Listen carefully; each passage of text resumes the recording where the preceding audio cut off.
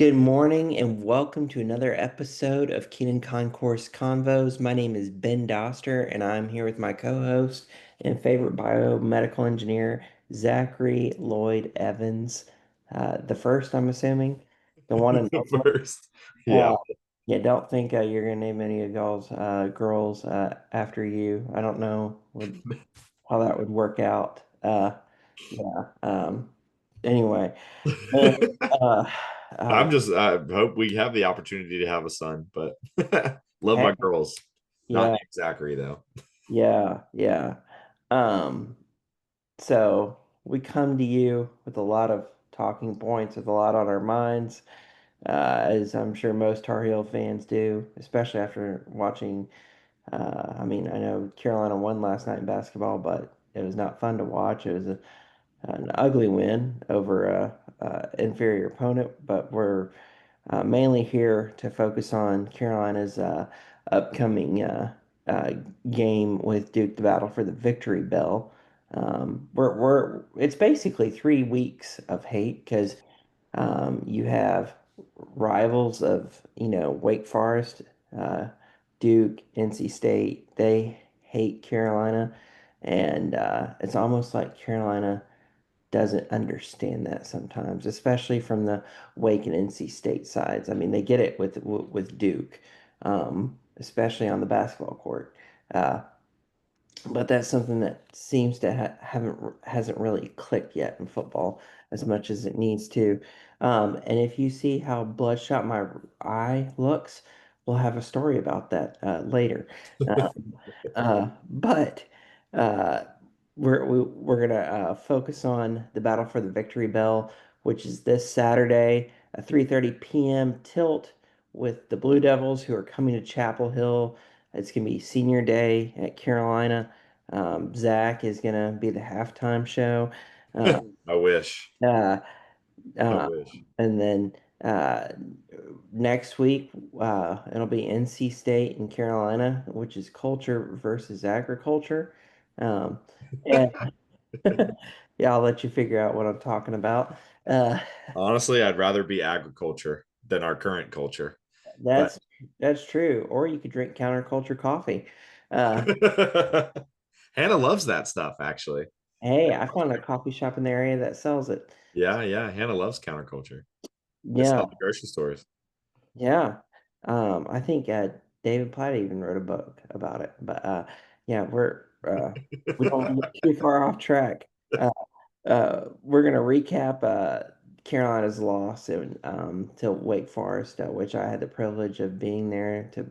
Well, I don't know if I should say privilege. It was nice to be with my family, and my dad was very kind and generous to take us to a Carolina football game. Um, Zach, I know you got to watch and listen to bits and pieces of it, given your groomsmen slash was it a bachelor weekend slash wedding? Just trying to Yeah. figure, yeah. Um, and then so you listened, watched some of it, but Heels lost 28-12, and it should have been way closer than that. And it's just reminiscent of several other deflating losses, and it started with a deflating beginning to the game. Carolina uh, looked like that they had made a big play by uh, forcing a fumble, and then Carlos Hernandez, I believe, their receiver for Wake Forest, picks the ball up, runs 51 yards for a touchdown. And so that's less than 2 minutes into the game. So a How fumble. did we not fall on that? I mean, we had like two or three guys fall on it and the ball just squirts out. I'm Yeah. And then how do you not bring him down? So, Yeah. I And mean, that's just, terrible tackling angles. Like when he took off, I mean, he was downfield and the two defensive backs overran him and were easily just lightly shoved out of bounds, on a block down the sideline because they over pursued and let him cut back. Just, man, mm-hmm. poor. Yeah. Yeah. Um, And then the offensive woes continue. Three red zone trips for the Tar Heels. but no touchdowns. Um, and 257 yards of total offense. We ran the ball 24 times for 56 yards on the ground. I mean, you're not going to beat anybody. Hmm. You're not gonna. I think Jim Grove, former Wake Forest coaches, find a team that you can beat and schedule them 12 times. We would have we would have given Wake a shot at going undefeated. Hmm. Um, and then Geo, 21 to 37 for 201 yards. He just he's. I know Bill says he gives us the best chance to win. Right now, I'm like, man, just play the freshman, or play Max. Give Max. I mean, I just don't see how this is working with Geo. Um, I mean, his uh, deep ball. I know Zach, you said that he has the best deep ball, but his ball is just slow. He doesn't seem to really, and it gives the defense time to knock it down or make an interception or make a play on it. And we just, yeah, uh, he's just not very accurate either. Um, There's no way we keep. Uh, there's no way we keep all these recruits or the freshmen like Bryce. I hope he stays, but he was so highly recruited. As you mentioned on a previous episode, they brought him out at the halftime of the basketball game when they had announced. I forget which basketball game that was, with but Sal, it was when Cade Tyson had the game of his life. oh my gosh, yeah, whatever. Cade Tyson. Um, I mean, good for him wherever he's at, Minnesota. Like, people need to stop Keeping worrying about his him. hand Like, off. it's not Hubert Davis's fault that Cade Tyson was shooting the ball off the backboard, but whatever. Anyways, like he trotted him out there, and even Bryce Baker even had the microphone and was talking about like we're gonna, establish something. And I think I just appreciate what Mac Brown did when he came back and had Sam Howell. We had some other quarterback options, and he was like, no, like Sam Howell, we're going to start with the freshman. We're going to throw him in the frying pan. We're going to build the program. We're going to take our lumps along the way. But, it was a good decision to do that. And I'm not saying that Bryce Baker is Sam Howell, but like, we can't do much worse. We might as well put in a kid who's supposed to be a 4-star top rated quarterback in athletic and let him play. And now you might even lose him. And I can't imagine, he'd want to stay, but I don't know, man. It's bad. It's bad. There's also Torrey Newkirk as well. Yeah. And he came into the Richmond game, had one play, immediately threw an interception. So let's go with Bryce Baker. Um, and yeah, and then I mean, even if we don't want to go the freshman route, we still have a veteran who's played against SEC and ACC competition now, and who's got over 6,000 career yards passing, and who's well respected on the team. And Max Johnson, um, I Yeah. don't, I I don't don't, know. I don't see how it can get any worse. And I think. Honestly, I think it's just time to try something different. At the same time, we are fighting for bowl eligibility and an opportunity for 15 more practices and a bowl, regardless of how people feel about it. It's still a reward and something to look forward to. And I hate what college sports has become and done to bowls now with NIL and the transfer portal, but that's a whole nother conversation. We don't want to go off on another tangent.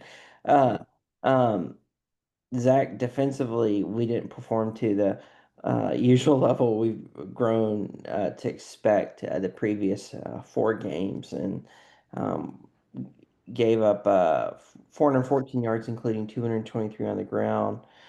From my vantage point, Wake was just schematically prepared for us. They were prepared to stop our pass rush. I don't know what they did with their um, offensive tackles or how they were able to scheme so well from a technical standpoint. Uh, but they did such a good job at denying Melkart Abu-Jade and Tyler Thompson from really coming off the edge and pressuring their quarterback. I mean, neither one of those guys had a sack. I believe we recorded 2 sacks as a team during the game, but those two were largely a non-factor in that category, and that's due to Wake's good pass protection. I think they made Honestly, a commitment to keep those two from being a factor. yeah, honestly, watching a couple of the plays that I watched, when they rushed, they looked tired. Like I don't know if it really was something that Wake did schematically, but they did not rush with the same energy and passion that they had in the past weeks. Those two looked pretty tired on the edge. Mm. Um, yeah, they there was one play in particular I can't remember, just because it was stop and go. I think I pulled it up when we stopped for gas, and um, they rushed and they looked like they were just kind of standing there holding their blocks, like holding their blockers up because they were just tired. I don't know. It was very strange, for sure. But I I hear what you're saying, and you're right. We should have done a better job of stopping the run. I'm a little frustrated that maybe we didn't sort of sell out and stopping the run, considering how good Claiborne is. Um, but the defense is definitely not the problem. Like the defense still, with everything you just said, played well enough to win the game. I mean, Yeah, they should have made the tackle on the flea flicker. They should have made the tackle on the fluke play, but it was a fluke play. And other than that, like the second touchdown that Wake scored, they should have even had the ball. We stopped them on fourth down. That was the worst spot. I cannot believe that they gave them that first down. And listening to the radio show or 2 nights ago, the explanation that was given by the officials was that somehow Claiborne had fumbled in the pile, and then when he recovered it, like that's why they didn't blow the whistle, and then he fell forward or something, which is not true. When you watch the tape, I cannot believe they gave him the ball. So I'm not blaming the defense at all. This is I agree with you. It's yeah, definitely not the defense. It's the defense is getting zero support from the offense. So how can we be successful if we don't have complementary football? And that's been the theme for a good portion of the season. yeah, Lack and of football. how can you rush the quarterback if the other team has the lead and is just running the ball? Yeah. I mean that's the other thing, right? It's like no, they didn't get a lot of sacks, but also Wake didn't have to throw a lot. No. They got the lead and they knew, well, let's just run the ball because Carolina can't score, you know. So Yeah. And you got to give Wake credit because they ran the ball well and we failed to stop them. yeah, And ultimately, you have to stop them, and so that is on the defense. Uh, but yeah, offensively, we're just so anemic. yeah. A couple stats. I got a couple. I got a couple things that I thought were interesting. One, I mean, the most telling stat is Geo throwing 37 times. Yeah. Right. Geo throwing 37 times. This team, and honestly, I mean, Geo, I mean, still had his 200 yards, still protected the football, great, whatever. I mean, he made a couple really nice throws. I mean, some really nice throws that to throw, to ship, to set up the Reese Verhoff field goal, the record breaking field goal, was a great throw. He made some nice throws, but um, 37 times is way too much. This team has to run the ball. And I understand that we weren't getting a lot of yards, but that's on the offensive line. Like the offensive line has to decide that we are going to pound the rock. And Joe Yacht on the Carolina Insider was talking, and he was just like beating his fist against the table, like run the dang ball, like run. We have some decent running backs, and the thing that's driving me crazy is, with our most incompetent offense ever, Freddie Kitchens is terrible, and he cannot stay cooking in the kitchen. I don't know what he's cooking, but we definitely don't want to eat it anymore. And You're not every having time, your Thanksgiving dinner? yeah, every time we get under center, we run right up the middle. We run off, or we run, in between the tackles every time. And like the other team knows every time we get under center, you would think by now if we get under center, we could run a really nice sort of bootleg play action, bootleg sort of the tight end kind of floats out and we pick up a big gain there, or bootleg play action and we throw a deep shot down the field. It's every single time we get under center, we have not passed one time in the last at least 4 or 5 weeks, thinking back on these games where we go under center. He's the most predictable offense ever. We screen the other team to death and they figure it out, they, Hmm. and the offensive line just flat out is not blocking. I mean, the offensive line was doing pretty well, for most of the season, and they've just decided not to block for some reason. So um, that is really frustrating. But one thing I heard that I wanted to mention on the Tar Heel Sports Network after the game, in the post game, it was actually Nay Brown, said it to Dave Nathan, and I thought it was really interesting. I hadn't thought about it before. Other Nay, teams, what? Nay Brown, we could use. Yeah, yeah. He said other teams don't care that we take 12 to 15 play drives, because most of the time, you would, right? Like we would care if another team took a 12 to 15 play drive against us because that's wearing our defense out. So, but he was saying other teams right now schematically don't care to take a 12 to 15 play drive against us because they know that there's no way that we would be perfect on every play in order to score on that drive. And should we score on that drive, there's no way we could do it again and again and again on more drives. So he said other teams are totally content with letting us try to take long drives because there's no way that we're going to be able to sustain it the whole game. And he said when the times where it's effective to have long drives like that is when you can also score in 5 plays if you need to. And so you can be explosive or you can really control the clock, and control the ball. But we can't do that. We're trying to control the ball, but we actually have no ability to score if we need to. And Lombardi, I got a lot of thoughts about Lombardi, but Real on the quick, radio show, let me share something real quick. yeah, Just to piggyback what you're saying, yeah, we actually had the edge in time of possession yeah. for 30 minutes. I forget the seconds, but 30, and then Wake was at 29 something. So we had the ball longer than Wake, even though it's just by a small amount. So it wasn't like they were keeping the ball from us. We were just having these long drives that were Yeah, because they know that. stalling out. We would stall out every time. Yeah, yeah, they know we can't sustain it all the way to the end zone. But Lombardi, speaking to this, Lombardi on the radio show also said that at the end of the game, somebody asked why couldn't you go hurry up? Somebody, like a fan, wrote in a question and they said, why with 6 minutes left and down 2 scores did we not pick up the pace?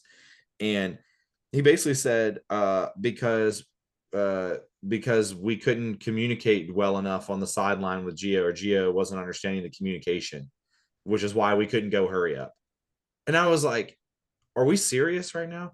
First of all, Why first, would you even say that?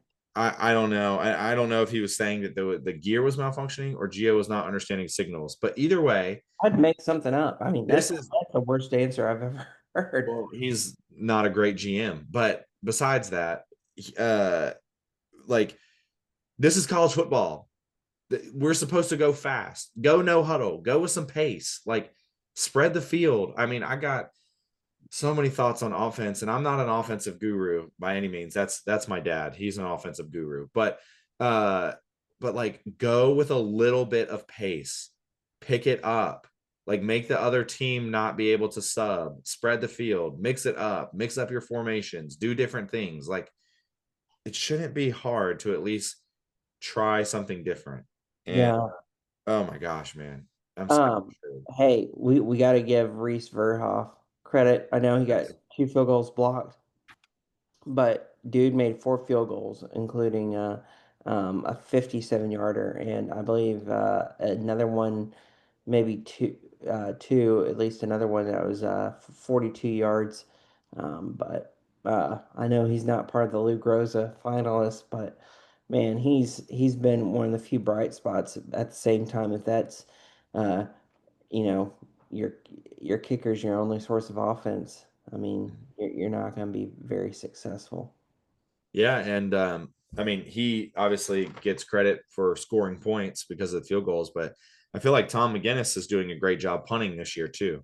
Yeah, Not so not special great when you have to highlight the two special teams kickers, but and Will still, I Hart think catches he punts. gives us a chance to win by the field position game.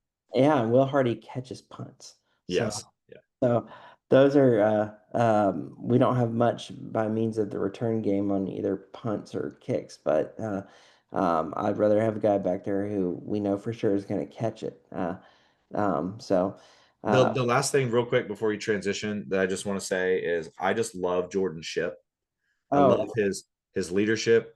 I love that he basically went scorched earth on the offense in the locker room. Apparently, so he came to the podium and said that he had a conversation with them, but Jones Angel on the radio said that it was a lively discussion, that he could hear them in the locker room. And I just give me a team full of Jordan Ships, and I said this in our one of our group chats, but like give me a team full of Will Hardys.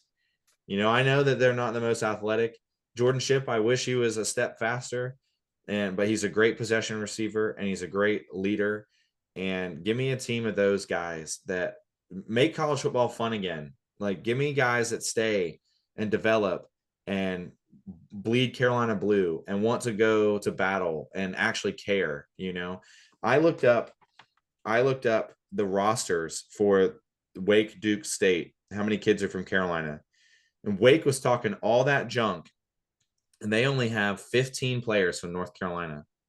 Duke has 19 players from North Carolina, and NC State has 54 players from North Carolina. So it's only going to mean more every single game we play. It's only going to mean more, right? And we thought Wake was trash talking. I mean, Wake wanted it more.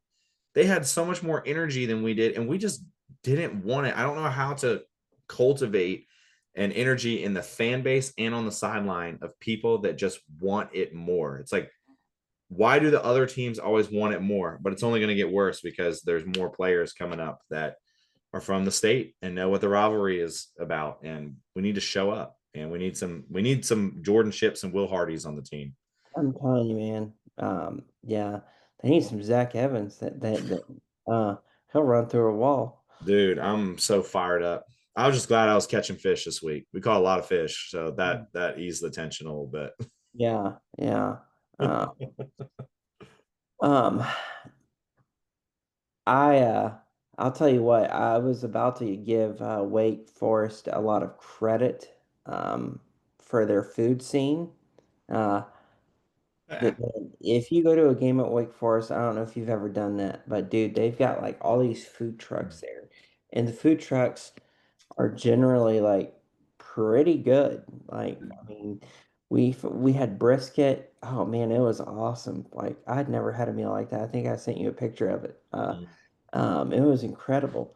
Uh, and then I posted it on the Kenan Concourse Convos socials, so y'all should go look at that. So shout out. Oh, well, I shouldn't give him a shout out. We're in the fourth quarter, and I think it's a good idea to eat two hot dogs. I guess those dogs have been sitting for a while, and I shouldn't call them hot dogs. I should call them demon dogs. Demon dogs. Because about midnight, nature called, man, and it was angry, and man, I was hit like a truck. Uh, you would have been impressed. I didn't have to run 40 yards, but I made it to the resting room just in time, and that was a good portion of my night. Ugh. And, the following morning, I'll spare you all the gory details, but that locker room has since been quarantined at my dad's. uh, um, anyway, yeah, so don't eat the demon dogs at Wake Forest. So I got two L's. Ugh. And Yeah, man. Geez. So if you want to eat at your own risk at a legacy stadium, just Is it? They kept saying it. Is it a legacy? Is the name, or is it a legacy? I don't know. That was the worst stadium name ever. It's named after like a, credit union, I Yeah, believe, a legacy or bank or something. something credit union. Yeah, Yeah. So they change their name every 5 years, it seems. Um, it's okay. You don't want to know the history of Kenan Stadium. no, I've heard. Okay. Yeah. Yeah. So, Zach's dog's name is Kenan, by the way. Yeah, I think he's told y'all. one of the dogs. One of the dogs. Who? We're hungry, we eat, right? No, I'm kidding. So Duke preview. Got to move fast here. Like I said, senior day, fighting for bowl eligibility, 3:30 p.m. kickoff, ACC Network, battle for the victory bell. Um, Zach, Tar Heels. Uh, have a significant edge in the history of this rivalry. 65 to 40 to 4. I'm glad I wasn't there for the four ties. Um, but that's a 25 game edge over the Blue Devils Mm. um, in the history of this matchup between, well, I shouldn't say Blue Bloods. We'll leave that to the basketball court. Um, Yeah, definitely. That the blue blood stays on the basketball court, but maybe one day that'll change, or be blue bloods on both sides, football and basketball. But I better not hold my breath. Mm. Um, so I just want to be competitive. I just want to be good. And Saturday's matchup, we enter it at 4-6. Charles are 4-6 and 2-4 in the ACC. Duke sits at 5-5, 4-2 in conference play. Zach, we are two plays away from being 6-4. Yeah, I mean, it really hurts that we're not, because Yeah, we're going to be sitting on the couch here in a couple weeks because of that. So yeah. we'll see. Unless something a miracle happens. Zach, I remember when we used to dominate this rivalry, 90s through early 2000s, and then Mm. Blue Devils made a commitment to football, and brought in David Cutcliffe, and he turned the program around. Mike Elko and Manny Diaz. So they've proven that they've um, can compete at a high level. They've been to made three straight bowl appearances as a program, um, and yeah, but Manny Diaz's first season, they win the victory bell, and I know he enjoyed getting that over Mac Brown. Mhm. The 21-20 win, I believe that was right after Hurricane Helene hit North Carolina and did a ton of damage. That's still impacting lives now, and I know so many people haven't gotten their homes back, uh, but. Yeah, this is a way more competitive rivalry than it used to be, and a huge game for Carolina coming up. And we're gonna we better not be sleepwalking Saturday, or they're gonna punch us in the mouth and embarrass us. And you want to be able to play well for the seniors and win for the seniors. Even I know it's now in a different era where some guys play at four different schools, it seems, but this is a big game and a big rivalry, and there should be a lot of pride going into it, um, because there's something on the line. Uh, the victory bell and bowl eligibility. Uh, Yeah. um, and uh, Zach, I'm concerned uh, for our defense, actually. Mhm. This is one of the best quarterbacks we've played.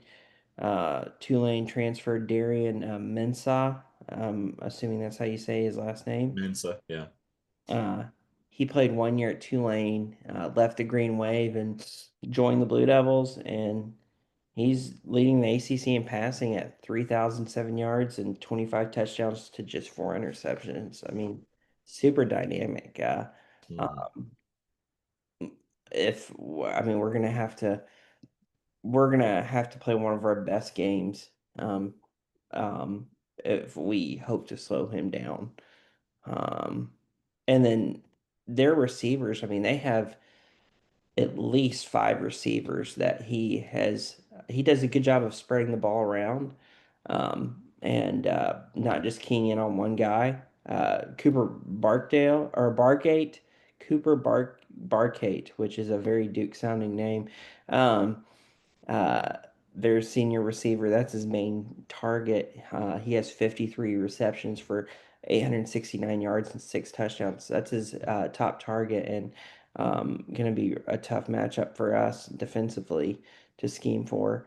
But I mean, he really spreads the ball around, so we can't just key in on him, or we're going to get burned.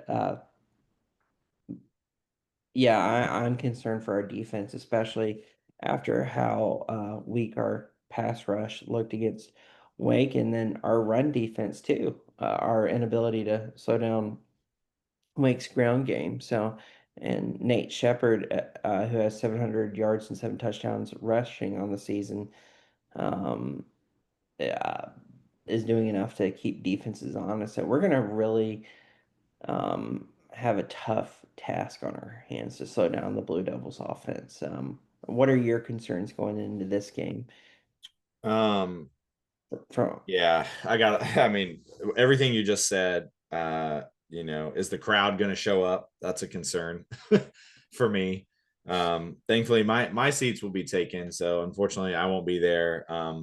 Thankfully they scheduled the game at the exact time of the wedding. So I'll be spared from watching, which I'm glad about. There was a part of me that was a little bit sad, and I realized, nope, this is for the best. I don't need to worry about our offense while I'm trying to be the groomsman this weekend. So glad they went ahead and just scheduled it 3:30. But my father-in-law will be taking some of my tickets, and then Tyler is taking my other tickets. So my seats will be full. But You have an earpiece that dude, well, I've got JP and Eli who I've mentioned on the podcast. They'll be in the crowd, and they said that they would give me hand signals while I'm standing up there. They give me the hand signals. What's going on? No, I'm just kidding. Can't. Hopefully, the bride isn't listening. Yeah. But I just think they're really balanced. I think they're really balanced. This is a team that put up 46 on Clemson at Clemson. So, this is I think we not put 10 up on Clemson. what? I think we put 10 up on Clemson. Yeah, at home. But this is a team, it's been really up and down. I mean, UVA just beat the crap out of them, and the final score was 34-17. But it was worse than that. I actually did watch a lot of that game because I had the UVA boys with me with their phones out, so I was paying attention. And it was 34-3 or something like that. And then they took out the starters, and Duke got two garbage touchdowns, so it was not even 34-17. So, is that the team that shows up, or is it going to be the team that put 46 on Clemson? I'm not really sure. How involved is the crowd going to be? And my other concern is that, I mean, obviously this is a must-win game for Carolina, but I don't want the team to look ahead, but as a fan, when I look ahead to Raleigh, and now that game time has been announced as a night game in Raleigh, which is always a lovely experience in Carter Finley for the Tar Heels on a cold after Thanksgiving Saturday. I mean, if we don't win this game, how many players are going to be checked out for that game and not even care? And I promise you that if State had lost every game, they would still care. And it's going to be ugly if we don't show up ready to play. And, we're all pissy about Wake Forest, running up the score or whatever when we call timeout. I don't really know. There was a lot of talk about that, which is ridiculous. We think that's bad. Like Duke and NC State are going to take the opportunity to run it up. So you better be ready to play. You better put your jock strap on and get ready. Like it's gonna be a dogfight out there. And I agree with what you said. We have something to play for. So let's, toughen up. Like, let's toughen up. Let's be men, and let's go out there and let's battle and let's play hard. I was gonna say, And I mean, I earned this, yeah, you know, I, yeah, I wasn't up all night, calling for the Hogs like an Arkansas fan. Just to, I drove to watch y'all play. Give me something to cheer for. yeah. And we better play hard for the sake of recruiting. I mean, Virginia Tech just officially finally hired James Franklin, and he's a I would good trade for recruiter. him in a heartbeat. What? I Oh, would. trade. Yeah. And he's a great recruiter, and he's already landing these kids in the area. I mean, the recruiting footprint between Virginia Tech and Carolina is very similar. It's going to get very competitive. So you need to win and prove to these kids that you're building something important. Yeah, and we haven't proved that. Uh, No.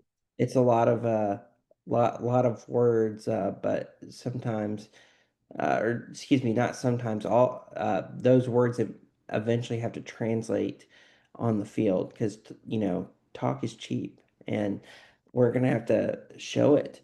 And Yeah. yeah, I'm sick of all like Lombardi and all this talk. I'm just ready for something to change on the Did field. you know that back in the 90s when they were at the Browns together, like, bro, this is 2025, you Yeah, know? Like, I don't care what you guys did at the Browns in the 1990s that weren't even good. Like, yeah, they didn't win a Super Bowl. dude, just talk about now. Talk about college kids. This isn't professional football. And I know we want to act like professionals and all of that. That's great. I'm the weight training program and the food and all that stuff is really good. But give me an offensive. Let Belichick cook on defense. That's great. That'll work on defense. He can, but hire an offensive guru to play college offensive football. Okay, Mhm. let's go fast. Let's use the field and let's be able to run the ball. Like, man. Zach, yeah, and all this talk about being the 33rd NFL team, that's laughable now. Well, he recanted it this week. That he said he said on the radio show, he was like, when we talk about being professional, being like an NFL team, he didn't say 30-30, he said being like an NFL team. We don't mean in terms of actually NFL, you know, like we're not actually competing in the NFL. He talks about carrying ourselves like professionals, is what he said. I was like, Well, if we're going to carry ourselves like professionals, then let's make sure our guys learn how to drive their cars in a way that, obeys the law, and doesn't. Uh, and I say that after getting a driving citation sent to me in the mail, courtesy of the city of uh, Alexandria or Fairfax earlier this week. brutal. But yeah, I believe it was a 29 and a 15. But anyway, I don't have all the reckless driving speeding tickets that uh yeah, I don't think I'm getting any points for that. But uh I saw somewhere though that this means that we're becoming an SEC level team. yeah, yeah. So I hope that this means championships are on the horizon by now. But if you think about it, like, I mean, we had, and this isn't a laughing matter at all. This was a tragedy. We had two guys in a car with someone, and they were racing, and a person died. Mm-hmm. So as a result from that reckless behavior. Yeah, Uh, and so, uh, yeah, this is something that really they need to crack down on and build some discipline within the program.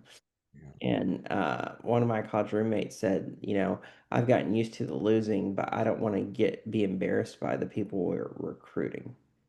yeah, So, and I think that's a good and fair point. Back to Duke. Offensively, the Tar Heels will have their hands full with defensive end Vincent Anthony Jr. He has 6.5 sacks. And that's Manny Diaz's side of the ball. Although this isn't a great defense that Duke has. However, Wake wasn't a great defense. Stanford wasn't a great defense. We make a lot of uh, weaker defenses look incredible, and that's just due to how bad we are. I mean, mhm, When you can't really produce anything offensively, you're going to make your opponents look great. Uh, uh, Linebackers, Duke has a decent core of linebackers with Luke Burgott, Jaden Francois, I'm assuming is how you say his name, and Trey Freeman. And then their secondary, Caleb Weaver, Deshaun Stone, and Chandler Rivers headline that group. But yeah. Did you know Duke has a linebacker on their team named Memorable Factor?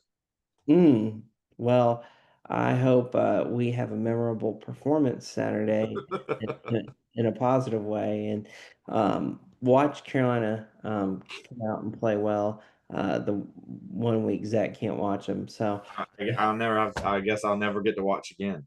yeah, yeah, Go where you go and do what you do. I'll Shout out struggle. Woody. Yeah. Uh, so, Zach, I got us. Here's my prediction for Saturday. Okay. Um, uh, UNC loses. Uh, Okay. believe it or not. 31 to 13. Yeah, I've got Duke winning Wow. 31 to 13. Wow. Wow.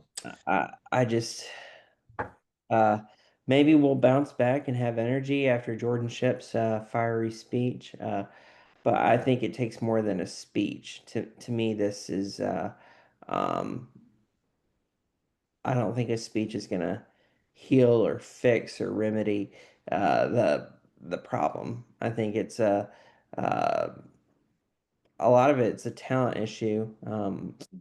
I think our guys play hard for the most part. I think it's, um, I just think we don't have very much talent on the offensive side of the ball, and that's the issue. And then I think we have a terrible play caller, with Freddie Terrible. It's as our terrible. offensive coordinator. Yeah. Um, I'm going I've got two predictions.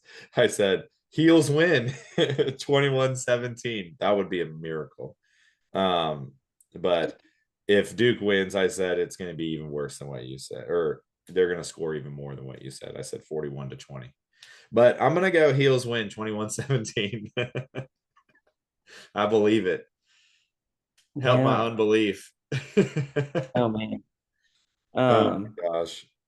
yeah. And if you want to go, if you're wondering about what I meant about the driving issues, reckless driving by UNC football players, there's a report about it on WRAL, and it just, yeah, I think 20% of our 101 players on the roster have been cited for reckless driving or speeding or something like that. Yeah, yeah. But also be careful. Don't go down the rabbit hole of WRAL. They're not very fond of the Tar Heels to begin with. So That's yeah. them and the fake news and observer, you know. The N and well, never mind. Yeah. Uh, yeah, I definitely not a fan of the N and O. More like Yeah. the N and no. Uh, uh, um, so, uh, basketball, we need to transition to the hardwood, from the gridiron to the hardwood. Switch my thing here. There we go. Yeah, Basketball. that's right, Zach. Thank you for the reminder. Zach, I don't know if you were able to watch the game last night. Oh, Um, I was. I got so many thoughts. yeah, so uh, I mean, looked strong against NC Central. I mean, when Zayden High has 11 points, everything must be going well. Uh, but I don't think they um, I mean, Central's probably one of the shortest teams, smallest teams, worst teams will play all season. I do like their coach Lavelle Moat, and I think he's a uh, good guy. And that was a cool moment to see how Hubert and him came together before the game to honor that little boy who's going through some serious health challenges.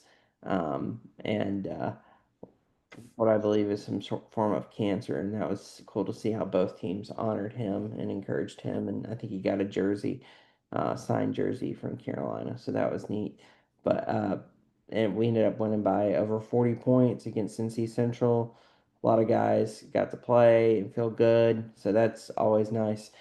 But we entered last night's game against Navy as a 26.5 point favorite. Granted, I think Navy's predicted to win the Patriot League, which uh, isn't a very strong conference. And we jumped out 7-0, and we were the aggressors early against an inferior opponent, which was encouraging to see because you don't want to see us play down anybody. But man, it seemed like the rest of the game, that's what we did. And the effort, the energy, the toughness, we looked like we were everywhere but there at the game last. Mhm. Um, and uh, To be honest, we've been playing like that, even in the Central game, even though we won big. I mean, there were times that were sloppy, and the Radford game, same thing. We look like at times a disinterested team that lacks a senior leader. mhm, We're lacking Seth Trimble. I don't know if you saw this, Ben, but last night players was only. yeah, reported that the boys were late to the podium for their press duty because they had a players only meeting that Seth called. Actually, uh, Seth Trimble called a players only meeting, um, and Henry Vasar said that it was productive when he got to the podium. But we just look sloppy and we just look uninterested, and at the same time, we're throwing a lot of strange and different lineups out there against some of these opponents. And I was encouraged that even after all of the sloppiness, we took that 24-point lead at the end, and then they went on a 15-0 run to end the game, and you still win by double digits, thankfully, because of Jaron Stevenson hitting that three to stop the bleeding. But like you have to crush opponents because it matters for the net in basketball, which is already a stupid metric, and I could go off on that. But you gotta take control, and letting up a 15-0 run at the end of the game, not calling timeout. Like, I don't know what Hubert was doing, not calling timeout to reset, refocus. It just seemed like they were all uninterested. And the only bright spot of the game was Caleb Wilson's dunk show there early in the second half. That was unbelievable. Where Oh man, he took over the game. he's leading the nation in dunks. Yeah. And before the game, we were third nationally in dunks as a team, but I wonder if that's changed. I'll say this: we have Saint Bonaventure and Fort Myers coming up next. That's on Tuesday. That's a losable game. That is a losable game if we play like we did They're a last time. tournament caliber team, and yeah, they're definitely the best opponent that we have that will have played since Kansas. That's for sure. Mhm. And then I don't know if you saw, but Michigan State Oh my goodness, man. hammered Kentucky last night. I believe they call it the Champions Classic. Well, it was not competitive, Mm, and Izzo's got the Spartans playing at a high level. And if they're reminiscent of any of his teams, they're tough, they're physical, they play hard, and um, yeah, they're gonna be ready to play against us. And I'm concerned about that game, but we cannot overlook St. Bonaventure. mm-mm, Former ESPN reporter who covered the NBA, Adrian Wojnarowski, who used to drop all those Woj bombs when he broke news, is now their GM, and he's been able to help them assemble quite a roster that's made them competitive. So. Fort Myers will be a good opportunity for our team, and I like how it's one game and then a day off and then another game. So it's going to have like an NCAA tournament feel to it almost. So that'll be good for our team. But Is there a championship in this? I don't no, understand this turn. I don't understand this yeah, it's situation. not even really a tournament. It's you're just guaranteed 2 games. So Okay, is there a possibility of a third game or no? I don't believe so. Okay, it's just these two games. Yeah, so Okay. they're gonna go spend Thanksgiving somewhere nice and warm. And which they're playing Michigan State on Thanksgiving Day, and Yeah, I need to coordinate with my parents. They clearly did not understand the scheduling assignment for Thanksgiving Day. oh man, so this is going to be a um, big opportunity for our team, um, and yeah, we really, if we play like we did against Navy, we could be 0-2 in Fort Myers. Yeah, So I'm hoping, as Henry Visar said, I'm probably butchering his name because I know Vesa. Just go Vesar. Vesa. Visar. Yeah. Uh, I'm hoping it was productive because we better have more mental toughness, energy and effort and intensity, uh, and just overall good execution because it was amazing just how I think we set a season high, game high for the season in turnovers with 13 last night against Navy. They Which did play good defense, and Navy, as you said, is supposed to be a decent team. I know their record's 2-3 because they've played some good opponents, but I think they're Well, how supposed. many other opponents have battleships and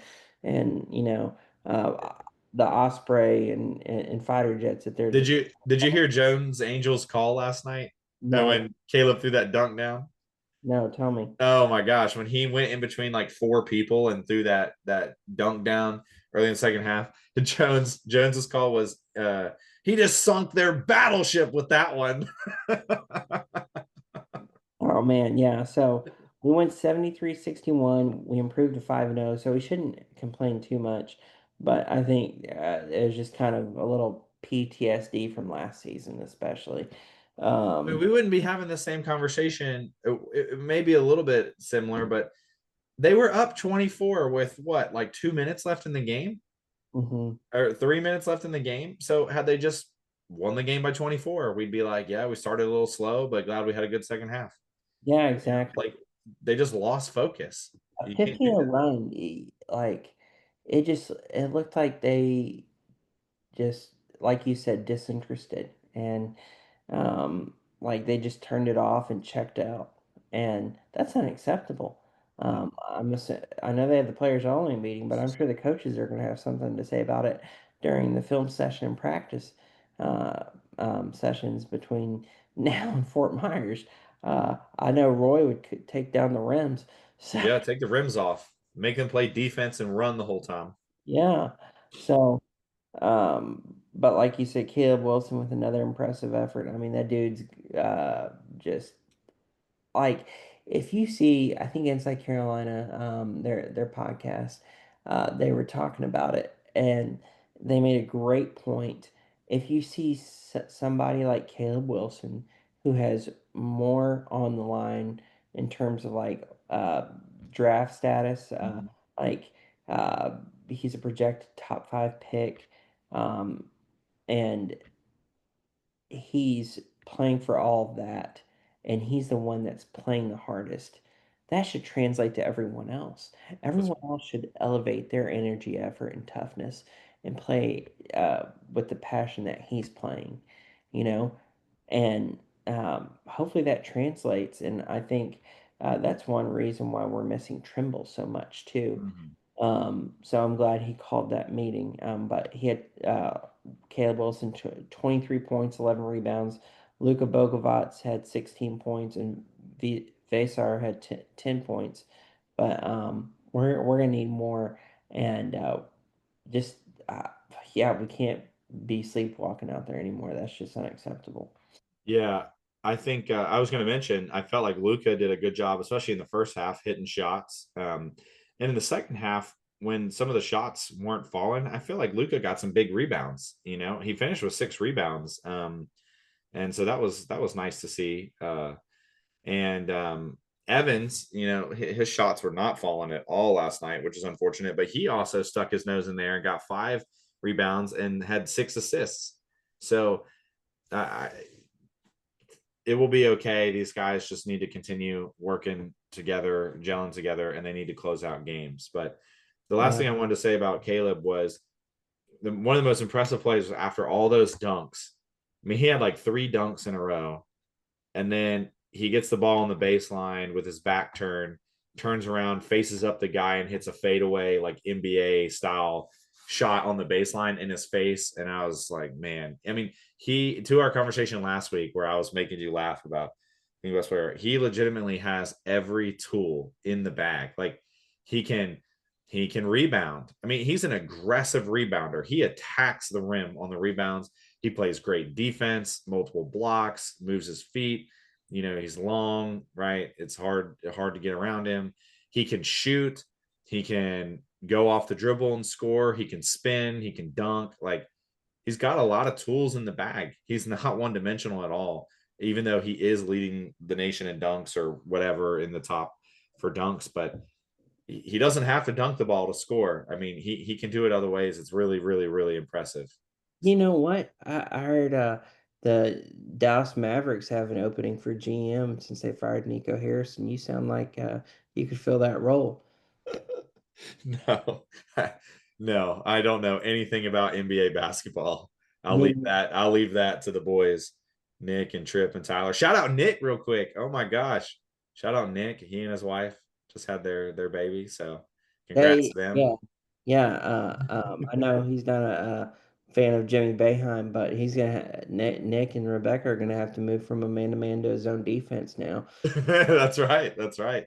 So, They're playing that 2-on-3 zone, you know. oh man. Well, they're probably wondering what time zone they're in right now, so I shouldn't joke like that. But hopefully they're getting rest, and we're super happy for our friends, and Praying for them. yeah, thanking God for the gift of this precious new life with this little Mm. um and um yeah, so he's gonna have those big brothers. Um Beating him up. oh man, Hulk smashing him. oh boy, he's gonna grow up tough, man. So Oh yeah. they better get their shots in. Yeah, I say that all the time about my fourth. She's going to be the toughest because the other three are always wrestling each other and tackling each other right on her. Like, watch out for the baby. What's wrong with y'all?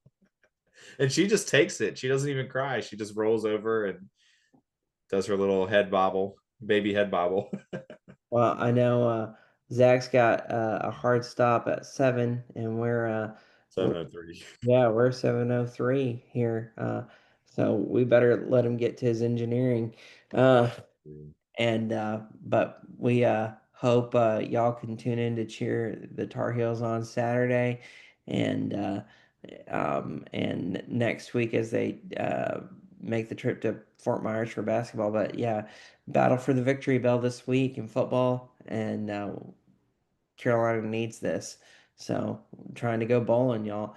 And yeah, so uh, get up and cheer for the Heels Saturday.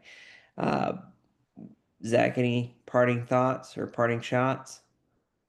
We can go shots all day. I got hot takes to give, but no. Go Heels. You don't have hot If you takes. Uh, what? no, that is a reference from Andy. Was it Andy on Parks and Rec? But Um yeah, yeah, no, we better not go down that. I love Parks and Rec. I love Parks and Rec. No, I was gonna say, go Heels. If you're going to Kenan, be loud, be proud. Somebody's got to cheer for them. Be the person that cheers for them, even when nobody else will. So I'll try to tune in a little bit. I might have to watch it afterwards. So I'm hoping the score is such that it's worth rewatching Yeah, afterwards. yeah.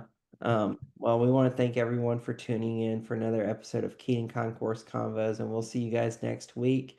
Hope to have Bren Renner with us. So still Gonna trying reschedule. get that on the docket.